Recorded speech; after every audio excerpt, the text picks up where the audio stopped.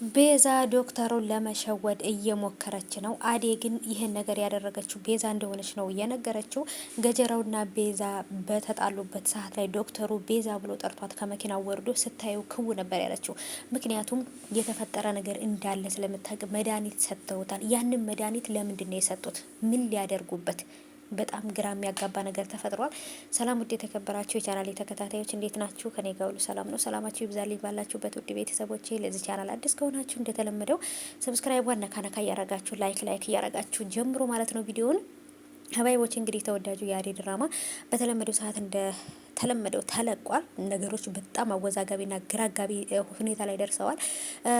ለሙዬ ትንሽ ለቀቅ ያረጋታል፣ መልሶ አሁንም ይይዛታል። በቃ አላቅም የሆነች ዝብርቅርቅ ያለ ስሜት ውስጥ ናት ያለችው አሁን ላይ እውነት ቶሎ ካልተሻላትና ወደ ጤንነቷ ካልተበልተበ እና ስለዚህ ውዶች ነገሮች በጣም ከባድ ሆነዋል። የአደይም አባት ደግሞ እንግዲህ ወደ ደጋ ሂዶ ቅጣቴን እቀጣለሁኝ ባለው መሰረት ቅጣቱን ሊቀጣ ለወንድሙና ለጫኔም ለሁሉም እንግዲህ አደራ ብለዋቸው ልጆችንም ሴትዮ ሚስቱንም እንግዲህ ልጆቹን እናት አደራ ንብረቱንም ሁሉንም ነገር አደራ ብሏል። ምክንያቱም የሚመለሱላ አልመሰለውም ቅጣቱ የሞትም ሊሆን ስለሚችል ብሎ ነው መሰለኝና እውነት ብርሃን አባቷ ምንም ያህል እንትን ቢሆን ግን በቃ ትንሽ ተሰምቷታል። ታውቃላችሁ መቼም አባት ነውና እና ምንም መጥፎ ቢሆን ጥሩ ቢሆን አባት ነው፣ እናት ናት፣ አይቀየሩምና ከባድ ነው እውነት ለመናገር እየተፈጠረ ያለው። እንግዲህ አባትየው ቅጣቱን ለመቀበል ሂዷል። ምክንያቱም አዴን እድርልሃለሁ ብሎት በሁለት ጊዜ ሶስት ጊዜ ቃል ተግባብቶ ስለቀረ ቅጣታቸውን ለመቀጣት ሂደዋል እና ምን እንደሚፈጠር አላውቅም። በቀጣይ እንግዲህ ሲለቀቅ እናያለን። የቤዛ ወንድም መድኃኒት ለገጀራው ሰጥቶታል። ያ መድኃኒት ምንድን ነው? ምን የሚያደርግ ነው? ምን ሊያደርግበት ነው? አዴን አግቶ በዛ መድኃኒት ማን ነው እንትና ለሊን አግቶ ማለት ነው። ለሊን አግቷት በዛ መድኃኒት መሰረት የሆነ ነገር ሊያረጋት ነው ወይንስ ምን ሊያደርጋት ነው? በጣም ግራ የተጋባሁት ውዶቼ። የአዴም እናት ደግሞ ልጇ ጋር ብርሃን ጋር እያወራኝ ነበር።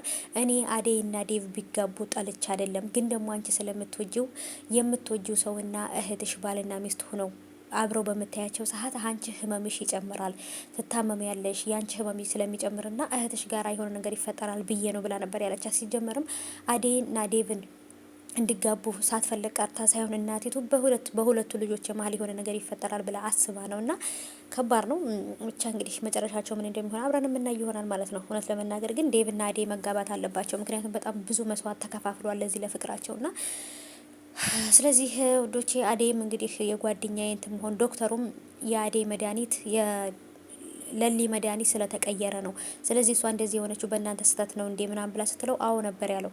ግን የዶክተሩ ስህተት አይደለም። መድኃኒቱ እንደተቀየረ ነው እንጂ ያወቀው ግን የእሱ ስህተት ሳይሆን የቤዛ ስህተት ነው። ቤዛ ናት የሆነ ነገር የሰጠቻትና አላቅም ለምን ይሄን ማድረግ እንደፈለገች። ለሊ ጋር ምን አላት? በእርግጥ ለሊ ጋራ ጓደኛ ማቾች ነበሩ፣ ከበፊትም ይተዋወቃሉ። ለሊ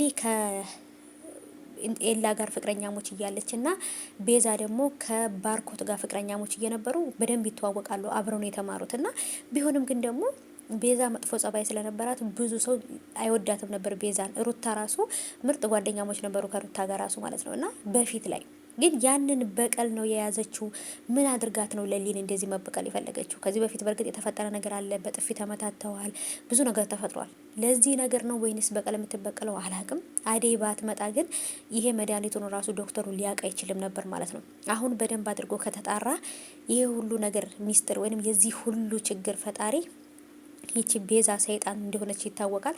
እንግዲህ ገጀራውና ወንድሟ መድኃኒት ሰጥተዋት እንዴት ነው ገንዘቡን ሳሰጠው ምናምን ብላ እየተጨቃጨቀችና አንቆ ሊገላት በነበረበት ሰዓት ላይ እንግዲህ ዶክተሩ ደርሶባቸዋል። ነገሮች በጣም ከባድ እየሆኑ ነው። ገና ትዋረዳለች።